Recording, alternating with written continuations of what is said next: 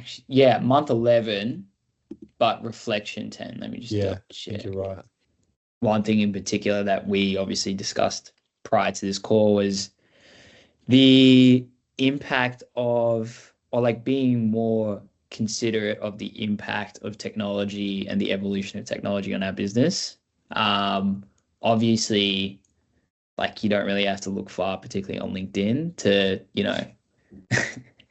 see people share their opinions on emerging technology and the rapid pace of change that we're experiencing right now, and that'll only kind of accelerate into the future.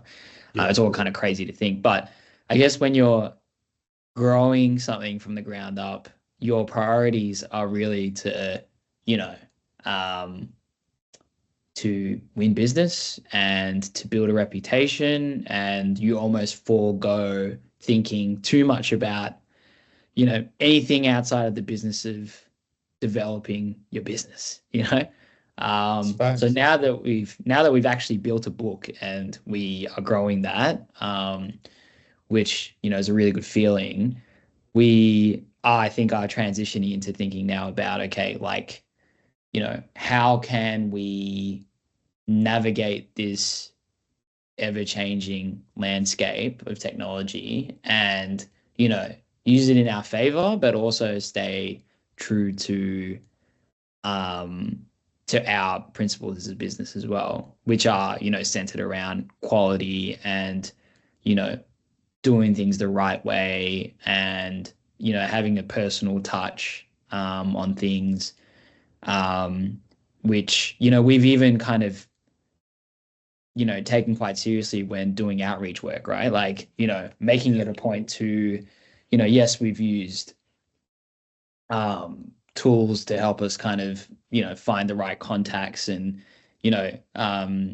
contact information. We've never used, artificial intelligence, or like a lead funnel um, to kind of work through, our outreach efforts, right? We've always kind of done it manually. We've done it to ourselves. I've done it ourselves, and for good or for bad, for better or for worse. Like, I think it's been a great way to learn, and we've taken pride in the fact that it's always been personal, for us. But yeah, now that we've got the kind of airspace to think about it, I think, um, you know, I spoke to you about Loom. Obviously, that company is like, I got a podcast ad for it. And, it made me think about how we, navigate. We've coming out of COVID. A product of COVID was, the fact that we have a meeting for everything, that everything's digital now. You can go into an office now and people are sitting on calls all day instead of, working at their desk and kind of interacting with people next to them. So, um, you know, how do we use technology to almost get away from technology and the impacts of, technology as well? So Loom was like a great, way of starting that conversation to think, okay, how can we use video messaging and, editing to create resources, particularly for like new staff or even to explain things to clients or partners, in a way that's like super digestible and is like a record for them to keep, that negates the need for like a lengthy email, which nobody likes, or, having a call again, eating up time in your calendar when you actually need to do stuff. So, Yeah. you know, now I'm actually like genuinely thinking about that type of stuff. And then look, don't even want to say it, but obviously AI, artificial intelligence, like I think right now I've been like a very passive, um, consumer of both like the information and even like utilizing the tools that are out there in the world, right now, across different disciplines, like outside of just, working in affiliates. Like, I'm a human that's creative, that likes to do stuff that, AI is, infiltrating, or not infiltrating, but, is a part of like our everyday lives in so many different disciplines, right? So, I've experimented with it in a creative sense as well. And while it's apparent that the quality of the output has a long way to go, and there's still a level of, being able to discern what is artificial intelligence, what isn't.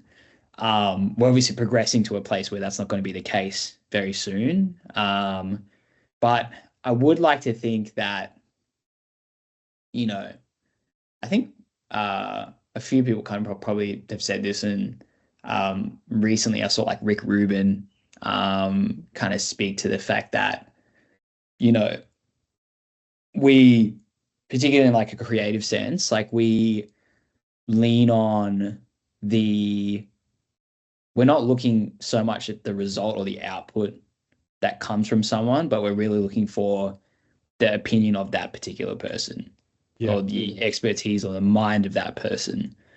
And that's something that's very natural and organic. And I think that's, maybe it's wishful thinking for me to think that, that's something that we'll retain as humans, as opposed to, something that'll be kind of learned and replicated by a machine. Because, it looks like we're kind of going to go that way, whether we like it and want to believe it or not. But I think we're far away from that. And I think that as long as we, utilize that technology to our advantage, but at the end of the day, like something that I'm seeing a lot of is people like really almost outsourcing their intelligence and outsourcing their common sense, and, outsourcing their thinking to tools, which makes it really hard when you're trying to, just interpersonal connectivity, discussions, conversations become, a bit challenging when everyone's kind of relying on tools to kind of do a lot of the manual heavy lifting for them. So I think that, I like to think that our clients, work with us because they value our experience, they value our minds, they value our opinions, they value our time. And while we'll utilize technology to, help us make the most of that time for our clients, like, I think fundamentally, I hope that we maintain a people business, and we focus as much on people and personal relationships as possible, because that's almost stuff that you can't replicate, or you can't, you can't, replace with technology. But yeah, keen to hear how the last month's going for you, man.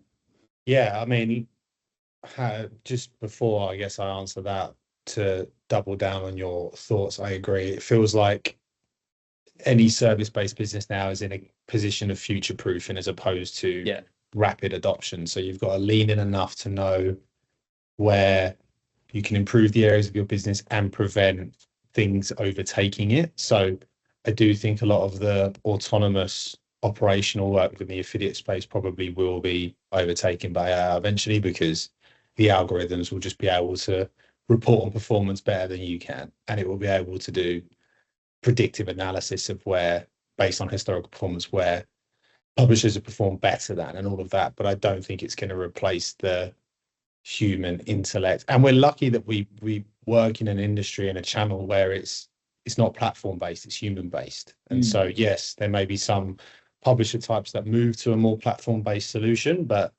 there's also going to be a huge demand for UGC and authenticity, and there's a lot of partners that we work with in content and creator spaces that rely on that as well. So I think the affiliate channel will change, but I don't think it will change beyond recollection. It might just improve in certain areas, and for us, we've just got to be lean in where we can, and like you said, stay true to our proposition and what we do and what we offer where we can as well. So not cut too many corners and start doing outreach as quite clearly AI produced content and all of that. Is a good example actually of how we haven't lent in that space, but we have lent in other ways. So it's an interesting time, but no one knows. So I don't think we also don't need to sit here and go, we think it's going to be this, because no one really knows what it's going to do. Yeah, true. In terms of the last month, feels like it's gone really fast, bro. A lot of moving parts, lots of conversations, end of financial year, and been a thoroughly enjoyable time. I think, like, we're seeing really good results across the board with current clients. I think the industry as a whole is, yeah, the activity is rampant. It's high. Mm, Publishers are definitely coming to the table more in a lot of circumstances, even on some of the niche brands that we work with, to mm, do as much as they can to generate kind of end of year volume for them. mm, And I know one of the things we were saying before was around maybe there being a reluctance in some publisher categories prior to this month around CPAs. I think there's other examples in the month that's just gone where we've seen publishers, like I say, really come to the fore and give a lot of added value to, even what would be deemed niche clients and niche brands that are yeah. looking aggressively for volume at the end of the year, and have definitely done their bit to ensure that they can give what they can to make sure that's possible. So I think the channel itself is in a healthy place. I think the publishers are starting to realize there's a balancing act between, yes, you have a job as a media supplier to work to broader media metrics, but forgetting that you're a CPA based in CPA based solution is also not the way as well. So I think they're striking that balance well of, yes, in some cases we can push hard on our kind of broader media rate cards and stuff, but Yeah. when it gets to this time of year and the focus is on volume, they've pivoted quite well. And I think, yeah, hats off to a lot of the publishers because they've Mm, done a really good job of that. So that's mm, been the main thing for me, man. This month has been quite pleasing to see. But yeah, mm. anything else for you? Um, no, I think, I mean, two quick things. Well, at least this first one will be quick. I don't know. The second one could be a complete rabbit hole, but um, just on your point around, publishers being so like agile and um, very kind of all accommodating of, very different client circumstances and needs. I did see something recently from Tom over at Shopback in relation to like working with brands to help win basket. I don't know if you saw that No, I note from didn't. it, but it was just around kind of working with you know merchants that sell their products, or brands, sorry, that sell their products through marketplace vendors, and helping them kind of win in channel as well. Obviously, outside of that kind of the channel thrives in that kind of direct to, you know, client owned or brand owned e-commerce journey to create sales. But, some examples he gave us were, Lion, and the stuff they do with some of the liquor marketplaces, and then even brands like Arnott's and a few of those kind of bigger FMCG brands, L'Oreal as well, via online pharmacists and whatnot. Like I think it's cool that we're not just engaging brands that have complete ownership of their e-com journey Yeah. and go direct to consumer, but also kind of expanding into that territory as well, because yeah, there's a lot of value there, and it's something that we're putting in front of clients as well, right? Like when we pitch to clients that have the ability to be that kind of consumer facing retailer for brands that don't have that journey, it's like, okay, cool, how can you work with your merchant partners to co-fund acquisition activity, because you have all this great infrastructure set up in your affiliate, platform and program. You have awesome partners that, as we've spoken about, can be really agile, can tailor campaigns to your specific business goals. Mm. And you've got all these great partners on your end that you work with to stock your marketplace to sell great products at great prices. So it's like, how can we kind of connect everything together? I think that's happening with a few partners, and hopefully we can start doing that with a few of our clients as well, and future Yeah, it's clients cool. as well. Really cool. But the main thing, sorry, that I want to talk about was, I think now that we're getting into some like really healthy territory with new business pipelining and pitching, yeah, I think a lot of our discussion, we trust each other we've worked together for so long. We kind of know that if you're leading a pitch, if I'm leading a pitch, we know that the deliverable in itself is going to be really high quality. We're going to kind of, you know, test it against each other, and we always get to, common ground. and that's always kind of going to be land in a good place. But what we spend most of our time trying to figure out together is pricing, right? Like So true.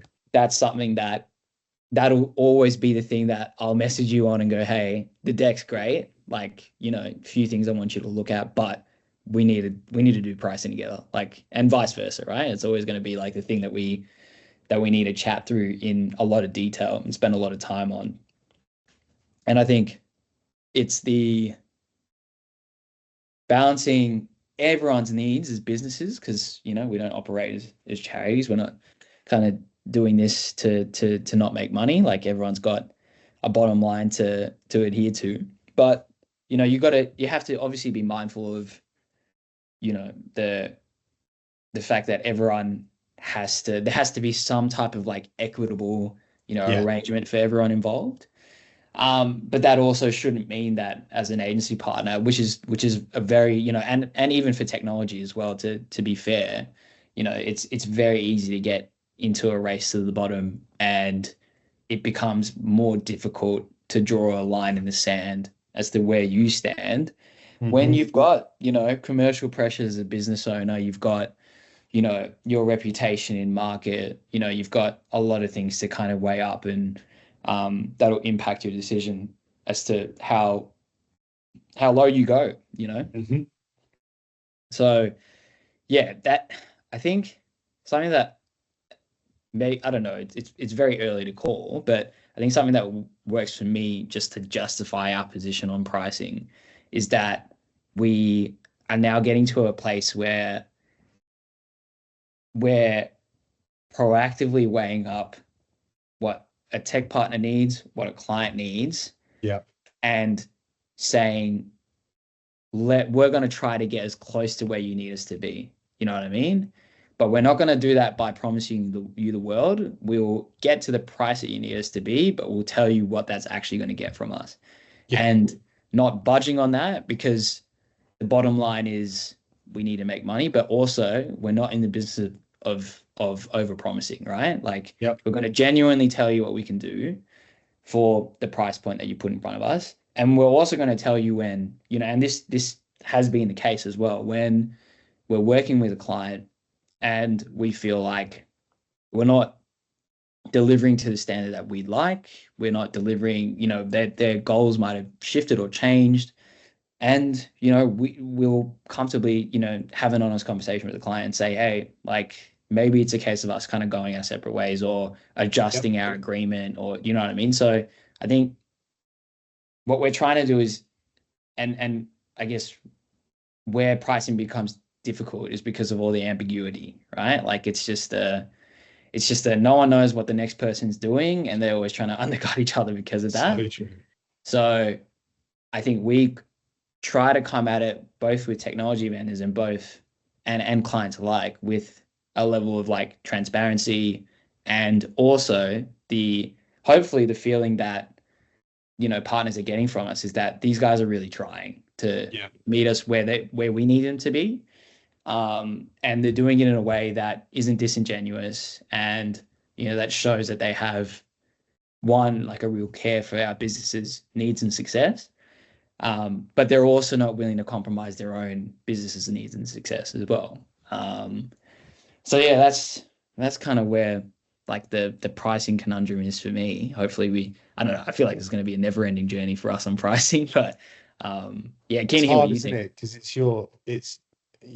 it's our competitive advantage in some cases, but we don't even see it like that. It's just when we submit our pricing, and it sounds like a cliche, but we just give the client the best option that they can get at the start. So Yeah.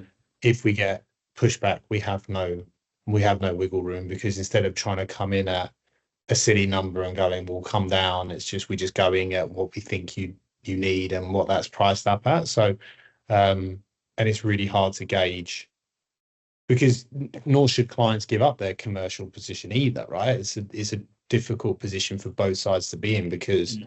they want to get the best deal they can, and we have our minimums that need to be met in order to sustain us as a business. So no one's going to volunteer and go, we'll do it for the client's not going to go, we'll do it for this, and just do it for that. They need to compare pricing across the market. But I do think that it gives me solace and comfort whenever we go into any conversation like that, knowing that what we're putting in front of you is the best Mm. package that we can give you.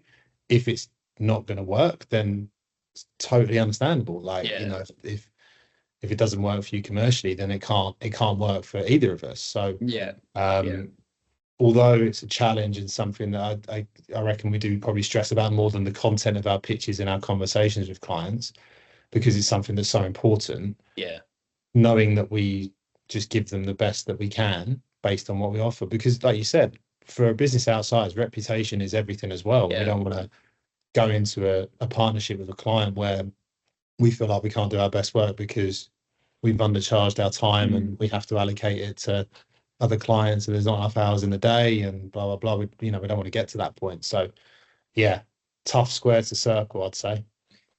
It is. That's been this month. I guess Solid. what are we looking forward to for the month ahead? Um, I'm keen to see where we land in the financial year with the clients that we have. I'm keen to see the performance. A couple of them have kind of set end of financial year targets. So I'm keen to see where the channel has stacked up for them and that, and some of the work we've done is gonna land for them in that reporting period. I'm excited for that. As ever, the conversations that we have ongoing, I'm excited to see where they drop as well. Yeah.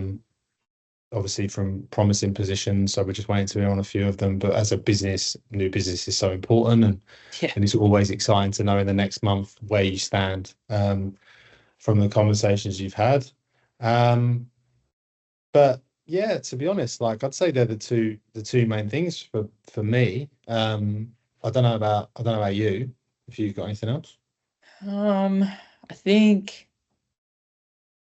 I think from a planning point of view, like speaking to, you know, the work that we do directly with brands, it's like, especially if they plan for a year, there's always like, okay, let's do a plan for July and then Yeah, let's do a plan for the remainder of like maybe the first half of the next financial year, and then we'll kind of flex it some point in Q4 for the remaining half. yeah, But yeah, I think nailing that period now of like, okay, let's get July all sorted, like in a really, comfortable place, and then, spend the time to look at what we have, as a program, look at what you're trying to achieve as a business, and then, build out something that's more kind of fully fledged and has like a more long-term view for the remainder of the year and, the remainder, sorry, of the financial year. So I think just navigating through this kind of planning period is going to be like a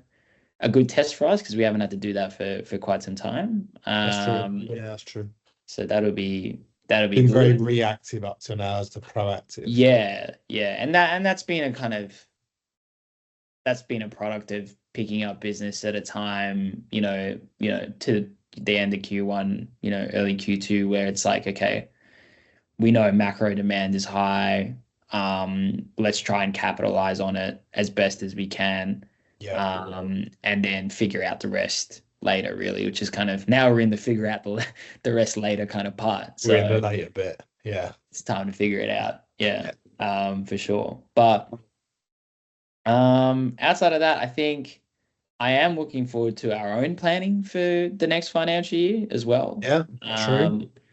We obviously had, I mean, it's been an absolute roller coaster, and we'll kind of we'll really reflect on, the 12 months that we've had, in the next installment. But Yeah, just thinking about what is in store for us and like the goals that we set for ourselves, because truthfully speaking, I think the goals that we set for ourselves were to be around in 12 months almost. Do you know what I 100%. mean? Yeah, yeah. Like Survival.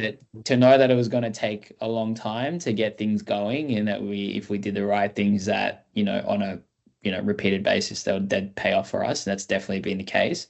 But it's like, okay, now that we've got, you know we said this to a partner this morning, right? Like we're out of the woods, but we've got one foot in Yeah, the woods still, like so it's kind of, we're still in that kind of transition between crawl to walk, I guess you could say. Yeah. So working through planning for that, because I think that's super important. It's super important to have a vision and to have a North Star, because, the day to day can kind of sweep you away from, knowing where you're going. And then if you don't have an idea of where you want to end up, then you just end up spinning wheels, really. So, Yeah. yeah, I'm definitely looking forward to, and I don't think we've done this in a while, just taking a massive step back from the business and going and looking at it from an aerial view and going, okay, what's the next 12 months going to look like for us? So yeah, that's super exciting. It's all exciting, isn't it? I'm keen to do that end of year reflection. I think that's going to be a really interesting conversation. Yes, yes, But definitely, yeah, definitely. man, just got to close out the year strong. What we got? 6 days?